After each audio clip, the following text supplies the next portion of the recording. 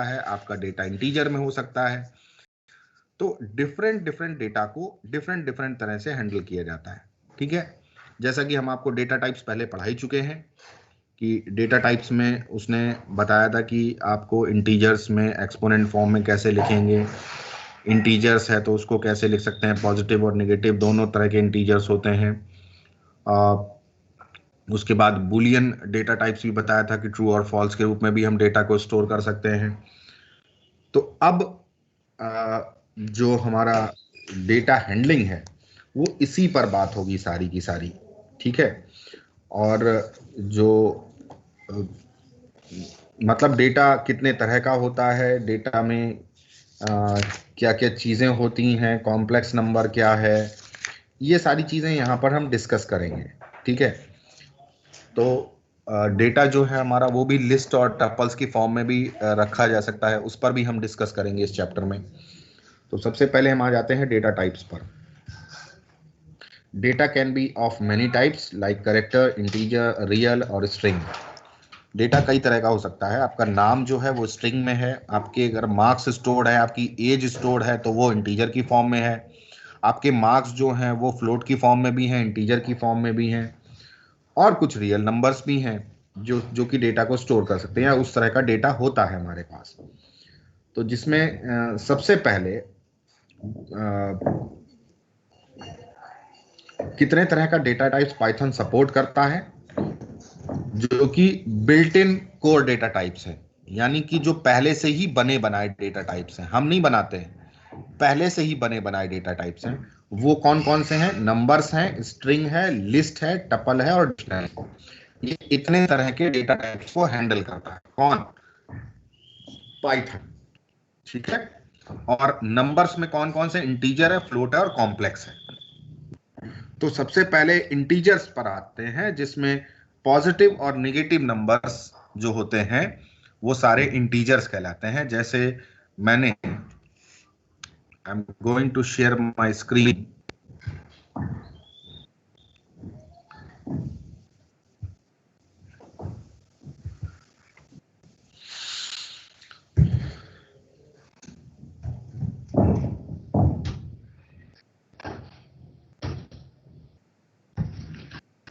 अब सपोज मैंने दिया यहां पर a इज इक्वल टू 10, तो ये एक इंटीजर डेटा टाइप है।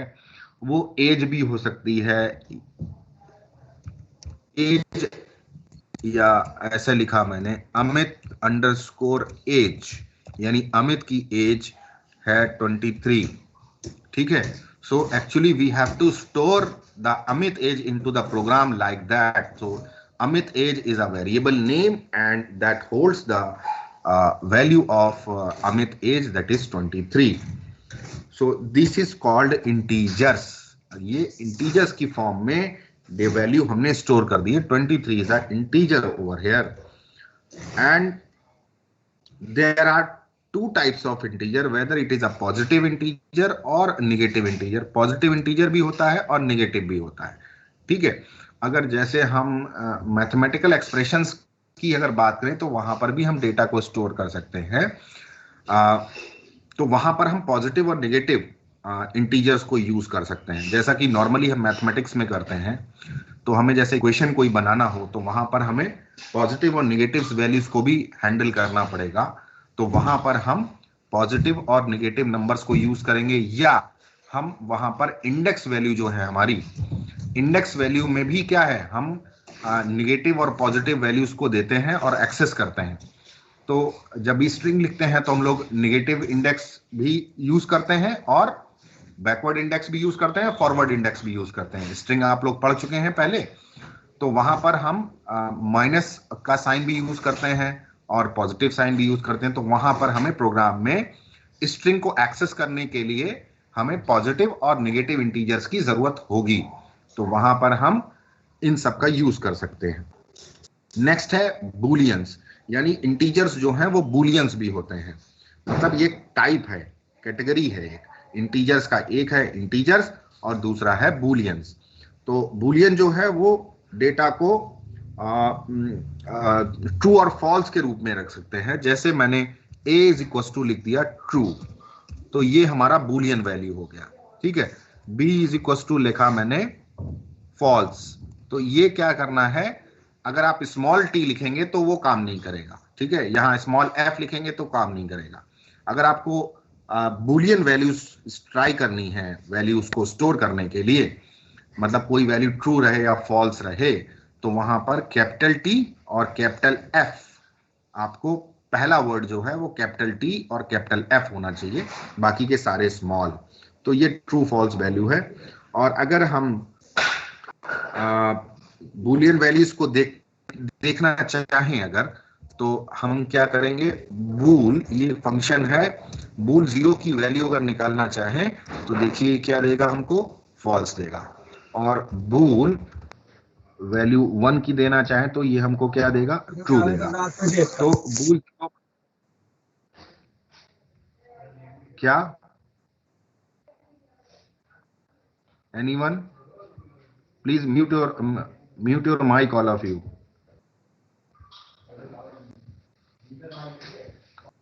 So you can see that bool 0 का जो वैल्यू है, bool 0 का जो वैल्यू है वो,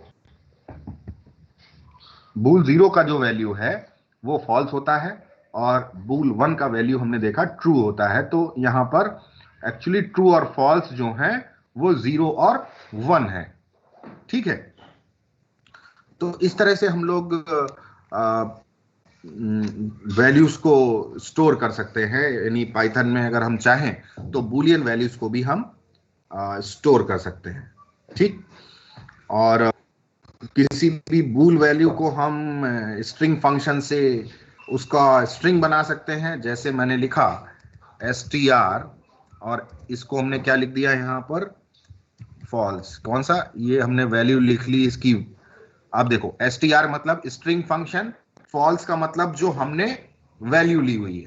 ठीक है, तो ये हमको क्या रिटर्न करेगा, फॉल्स। यानी अब ये वैल्यू हमारी, जो हमारी बूलियन वैल्यू थी उसको हमने स्ट्रिंग में चेंज कर दिया है। ठीक है, बूलियन वैल्यू को हमने किस में चेंज कर दिया है, स्ट्रिंग फॉर्म में। यानी यहां पर ये जो बूलियन वैल्यू थी फॉल्स, वो हमने str फंक्शन यानी स्ट्रिंग फंक्शन से जब मैंने इसके अंदर फॉल्स पास किया तो इसने क्या बना दिया, इसको स्ट्रिंग वैल्यू। इसीलिए ये सिंगल कोट्स में लिखकर आ रहा है स्ट्रिंग वैल्यू। ठीक है, और ऐसे ही हम ट्रू को भी बना सकते हैं।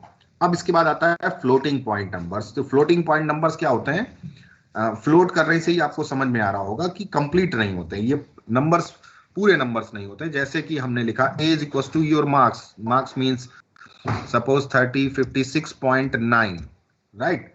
so this is the float value, 56.9 is a float value, and float value can also be expressed in numbers like that 56.9, or either you have to store the value 12e02 like that। तो इस तरह से भी हम values को store कर सकते हैं। इसका मतलब है कि 12.0 इंटू 10 टू द पावर 2 इसका वैल्यू होगा। ठीक है, तो एक्सपोनेंट फॉर्म में भी हम वैल्यूज को स्टोर कर सकते हैं। ठीक है, तो ये दोनों तरीके हो गए हमारे वैल्यूज को स्टोर करने के। अब इसमें एक बात भी लिखी हुई है कि floating point operation are usually slower than the integer operation. यानी जितनी हम फ्लोटिंग पॉइंट्स वैल्यूज को ज्यादा यूज करेंगे उतना ही प्रोग्राम हमारा स्लोअर होता जाएगा। यानी प्रोग्राम को कंपाइल करने में मतलब जो कंपाइलर है उसको ज्यादा वक्त लगेगा। ठीक है, तो ज्यादातर हम लोग क्या करते हैं कि इंटीजर्स का यूज करते हैं, जहां पर हमें जरूरत है वहीं पर हम फ्लोटिंग पॉइंट वैल्यूज का यूज करेंगे। In Python floating point number represent machine level double precision floating point numbers 15 digit precision. ये 15 डिजिट प्रिसीजन तक लेता है, यानी डेसिमल के बाद ये 15 नंबर्स तक के डिजिट्स को कैलकुलेट कर सकता है। The range of these numbers is limited by underlying machine architecture subject to virtual memory. आपके सिस्टम में जो वर्चुअल मेमोरी होती है उस पर बेस्ड ये रहता है। वैसे तो ये 15 डिजिट प्रिसीजन तक काम करता है, यानी डेसिमल के बाद 15 डिजिट्स तक ये स्टोर करके आपको रिप्रेजेंट करेगा नंबर्स को। ठीक है, डेसिमल के बाद 15 नंबर्स तक ये वैल्यूज को कैलकुलेट करके आपके सामने प्रेजेंट कर सकता है। इसके बाद आते हैं कॉम्प्लेक्स नंबर।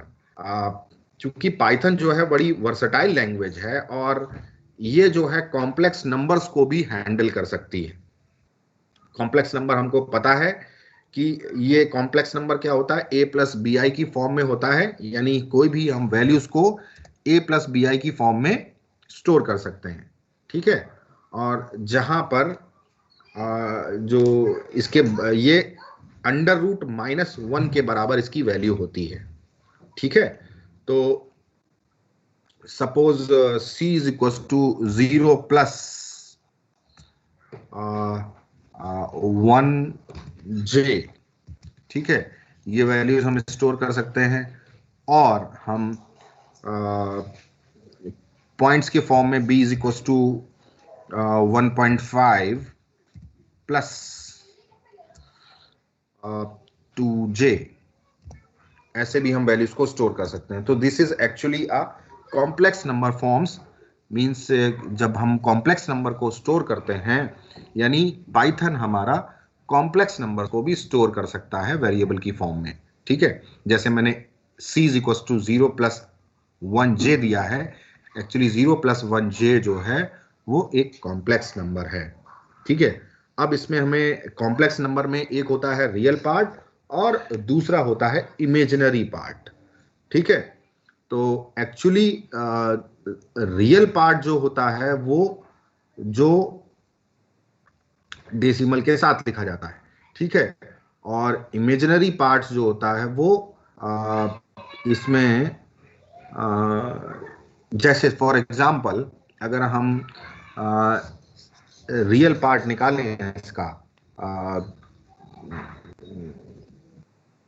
अगर मैं c की वैल्यू यहां से प्रिंट करूं तो यहां से ये निकलेगा 1j, और अगर b का वैल्यू प्रिंट करूं तो ये देगा 1 प्लस 5 प्लस 2j। ठीक है, तो ये वैल्यू हमारी स्टोर हो गई। ये एक चीज देखने वाली है यहाँ पर कि जब हमने c का वैल्यू प्रिंट किया तो इसने हमको वैल्यू जो है वो बगैर कोट्स के दिया, जबकि यहाँ पर ये टपल की फॉर्म में रिटर्न कर रहा है। 1.5 प्लस 2j ये ब्रैकेट में है, तो इसका मतलब इट रिटर्न्स अ टपल। ये टपल की फॉर्म में वैल्यू को हमेशा रिप्रेजेंट करेगा। See the complex number with in non zero real part is displayed with parenthesis around it. जो नॉन जीरो पार्ट था वो कैसे, पैरेंथेसिस की फॉर्म में दिया उसने। ठीक है, और जहां पर नंबर था वहां पर but no parenthesis around complex numbers with real part as 0। जहां पर रियल पार्ट 0 था।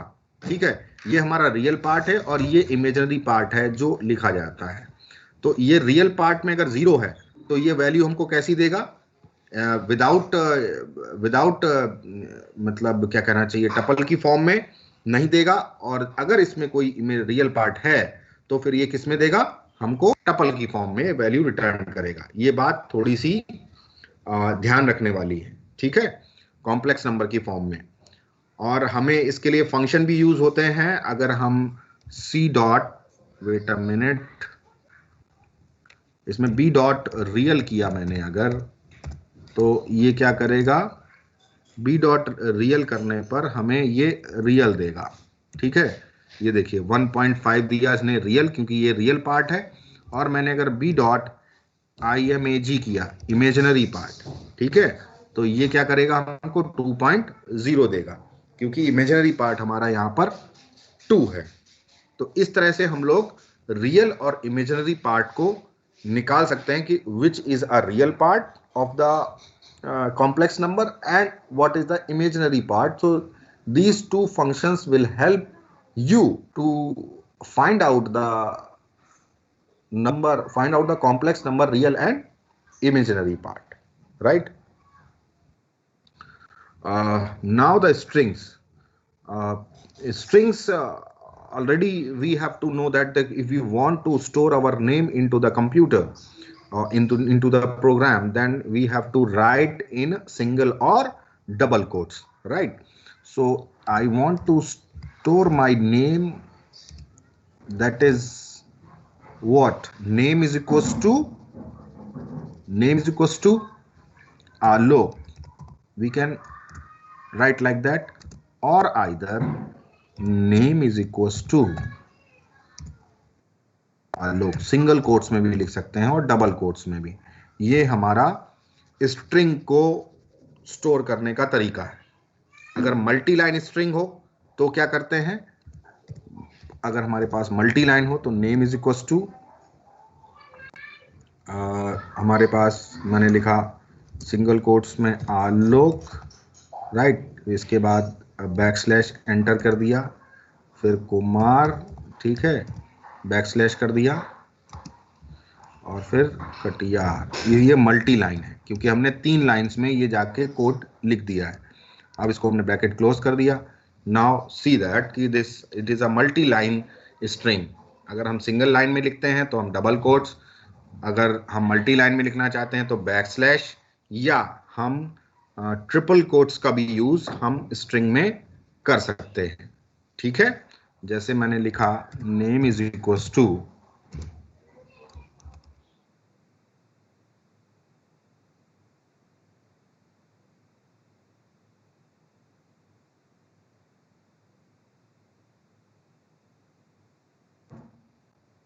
ये भी हमारा मल्टी लाइन स्ट्रिंग हो गया. हमने ट्रिपल कोट्स में इसको लिख देंगे तो ये हमारा मल्टी लाइन स्ट्रिंग हो जाता है. ठीक है, तो इस तरह से हम लोग स्ट्रिंग्स को स्टोर करा सकते हैं. अब बात ये आती है कि स्ट्रिंग को कैसे हमें एक्सेस करना है.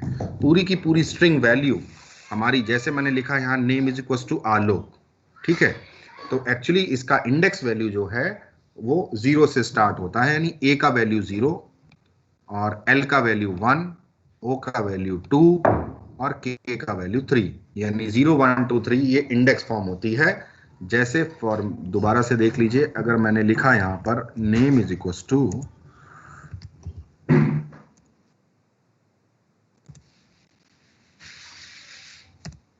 नेम इज इक्वल टू, मैंने लिखा यहां पर आलोक. ठीक, अब मैं इसको एक्सेस अगर करना चाहूं तो अगर मैंने लिखा नेम और इंडेक्स वैल्यू 0, तो ये हमको रिटर्न करेगा क्या, रिटर्न हमको ए करेगा, क्योंकि ए इंडेक्स पर हमारा नेम 0 पर क्या रखा हुआ है, ए. अगर मैंने लिखा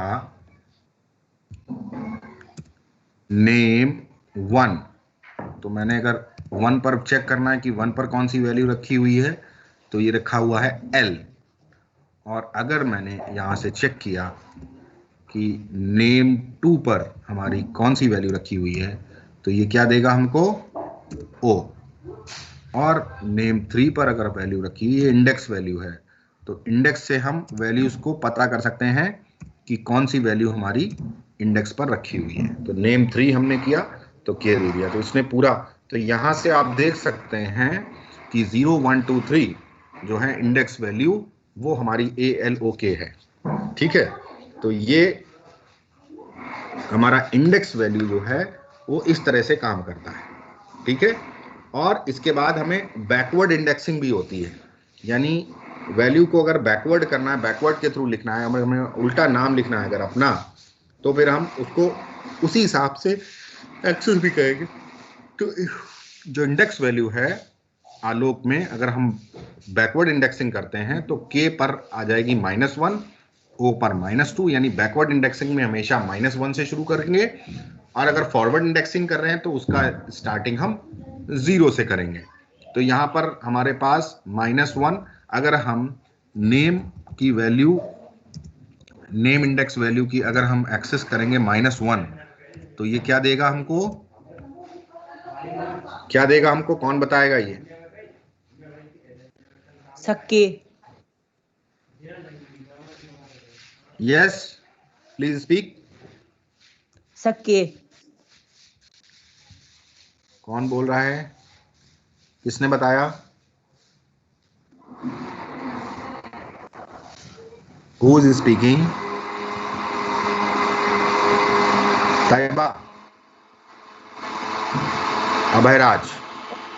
Yes, yes, Abhayraj, you are correct, because the minus name -1 means the value started, if we are backward indexing, then indexing will start from -1 and we have to means the Python automatically give the value k to -1. ठीक है, तो देखिए ये k print करेगा, तो name -1 मतलब ये backward indexing हो रहा है।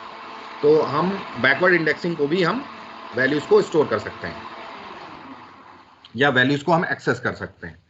ठीक है, तो यहां पर हम, लेकिन एक चीज और है, हम स्ट्रिंग में, बिकॉज स्ट्रिंग जो होती हैं वो हमारी म्यूटेबल नहीं होती, मतलब कि अगर हमने कोई भी नाम स्टोर कर दिया है तो वो म्यूट नहीं हो सकता। अगर हम चाहें कि नेम जीरो पर जो वैल्यू रखी हुई है उसको हम कोई चेंज कर दें, उसमें रख दें p, तो ये एरर दे देगा। देखिए, name p is not defined, मतलब इंडेक्स वैल्यू जो है वो नेम 0p, यानी अगर हम 0 पर p लिखना चाहें तो ये नहीं करेगा। क्यों? Because the string is mutable, not mutable, मतलब इम्यूटेबल है। स्ट्रिंग क्या है हमारी? इम्यूटेबल है। स्ट्रिंग को म्यूट नहीं किया जा सकता, यानी स्ट्रिंग में चेंजेस पॉसिबल नहीं हो सकते। ठीक है, तो हम अगर स्ट्रिंग में चेंज करना चाहें तो वो नहीं हो सकता। तो ये हमारी फिर क्या कहलाती है? क्या कहलाती है? इम्यूटेबल कहलाती है। तो this is the string and it is a immutable, sorry. अब इसके बाद आता है list. List in a Python represents comma separated values of any data type between square brackets. जो हमारी लिस्ट है वो कॉमा सेपरेटेड वैल्यूज हो सकती, वैल्यूज कॉमा सेपरेटेड वैल्यूज हैं। अभी तक डेटा टाइप में क्या कर रहे थे हम? नाम अलग लिख रहे थे, मार्क्स अलग लिख रहे थे, एज अलग लिख रहे थे। ठीक है, पाइथन अभी तक हम लोगों ने क्या किया कि अगर हमें मार्क्स स्टोर करना है तो मार्क्स नाम से वेरिएबल बना दिया, हमें नेम स्टोर करना है तो नेम नाम से वेरिएबल बना दिया, हमने एज स्टोर करनी है तो एज नाम से वेरिएबल बना दिया। लेकिन अब लिस्ट में अपग्रेड हो गया। लिस्ट में क्या है कि आप एक लिस्ट बनाइए स्टूडेंट का, ठीक, और इसमें आप क्या करिए, उसका नाम लिख दीजिए, ठीक, उसका एज लिख दीजिए और उसका क्लास लिख दीजिए। क्लास को आप चाहें स्ट्रिंग में ले लें, ठीक है। अगर आप उसकी क्लास लिखना चाहते हैं क्लास 12, तो ये आपकी पूरी की पूरी वैल्यू को स्टोर कर लेगा एक बार में। ठीक है, तो इस तरह से आप डेटा टाइप को कंबाइंड कर सकते हैं। यानी एक स्टूडेंट एक लिस्ट है, यानी कि एक स्टूडेंट जिसका नाम आलोक है, एज 40 और क्लास 12 में पढ़ता है। ठीक है, तो इस तरह से आप लिस्ट को प्रिपेयर कर सकते हैं। पहले क्या था कि name is equal to Alok, age is equal to 40, class is equal to 12, इस तरह से आप अलग अलग वेरिएबल बनाते थे। लेकिन अब लिस्ट में क्या होगा कि आप एक साथ वेरिएबल बना सकते हैं और इनको चेंजेस कर सकते हैं, क्योंकि लिस्ट, अब हमें कहीं डेटा टाइप बनाना हो, ऐसा बनाना हो जहां पर स्टूडेंट डिटेल डेटा को मॉडिफाई कर सकता है, तो वहां पर हम जो वेरिएबल लेंगे वो टपल की फॉर्म में लेंगे। और अगर हमें इम्यूटेबल रखना है कि अगर एक बार स्टूडेंट ने अपना डेटा एंटर कर दिया और वो चेंजेस ना करना हो उसको, यानी प्रोग्राम में वो चेंजेस ना कर सके, तो हमें फिर क्या करना पड़ेगा? डेटा को टपल की फॉर्म में रखना पड़ेगा, क्योंकि टपल कैसी होती हैं? इम्यूटेबल होती हैं, या स्ट्रिंग की फॉर्म में रखना पड़ेगा। ठीक है, तो हम अगर हमें कोई चेंजेस करने हैं तो फिर हम लिस्ट की फॉर्म में डेटा को रखेंगे। अब जैसे नाम था हमारा आलोक, अब हमने इसका नाम चेंज कर दिया, तो हमने क्या करना है, क्योंकि इंडेक्स भी ये भी इंडेक्स के फॉर्म में काम करता है, मतलब इंडेक्स की फॉर्म में इसको हम लिखा हुआ है 0, यानी स्टूडेंट 0 पर जो वैल्यू रखी हुई है हम चेंजेस करके आलोक की जगह हमने लिख दिया Amit. It is possible because we can change the name in the list. तो देखिए, अब यहां पर हम स्टूडेंट को प्रिंट करेंगे, तो जब स्टूडेंट की वैल्यू प्रिंट करेंगे, देखिए अमित आ गया लिख के। So because the list is a mutable, list जो है म्यूटेबल होती है, और हम डेटा में डेटा की तरह इसका यूज करते हैं। लिस्ट का यूज हम किसी भी डेटा की तरह कर सकते हैं। ठीक है, और ये कॉमा सेपरेटेड वैल्यूज होती हैं और स्क्वायर ब्रैकेट के अंदर लिखी जाती हैं। ठीक है। इसके बाद आता है टपल्स। जो टपल है हमारा वो क्या है? Tuple is a type of list which cannot be changed. ये भी एक तरह का लिस्ट है और ये चेंज नहीं हो सकता, और इसके लिए हम लोग पैरेंथेसिस का यूज करते हैं। Instead of giving square brackets we use parenthesis. ठीक है। तो टपल हम बनाने के लिए क्या कर सकते हैं? हमने लिखा t इज इक्वल्स टू, एक टपल बनानी है तो हमने पैरेंथेसिस लगा दिया, और पैरेंथेसिस लगा के हमने दे दिया यहाँ पर एक टपल की फॉर्म में वैल्यूज को लोग कॉमा 40 कॉमा 12। ये हमारी टपल हो गई। अब देखिए हम इसमें टपल में कोई चेंजेस करेंगे तो क्या पॉसिबल है? तो हमने लिखा टी कौन सा? 0। T0 हमने इंडेक्स लिखा और हमने लिख दिया यहाँ पर अमित। तो क्या ये पॉसिबल है? देखिए मना कर देगा।